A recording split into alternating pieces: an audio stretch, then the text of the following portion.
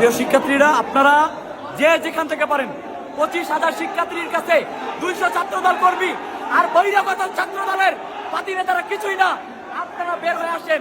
তারা আজকে বিভিন্ন তাল বাংলা দেখায় ডাকসু বন্ধ করার চেষ্টা করতেছে, তারা বহিরাগত আমাদের উপর হামলা করছে। আমরা আজকে মনোনয়নপত্র নেওয়ার লাস্ট দিন, আমরা আজকে মনোনয়নপত্র নিতে আসছি। আমাদেরকে মনোনয়নপত্র নিতে ঢুকতে দেওয়া হয় নাই, ঢুকছি।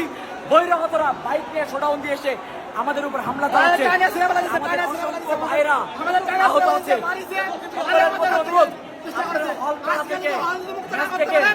এগিয়ে আসেন।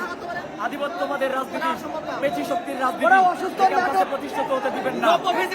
আজকে জুলাইয়ের পরে আমাদের এক সন্ত্রাসের প্রতি প্রথম লড়াই করা লাগতেছে। দেখেন বহিরাগত একটাও শিক্ষার্থী নেই, দেখেন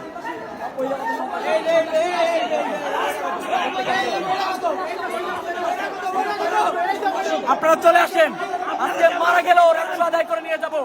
আপনারা চলে আসেন, রক্তের উপর দিয়ে রাষ্ট্র আদায় করে নিয়ে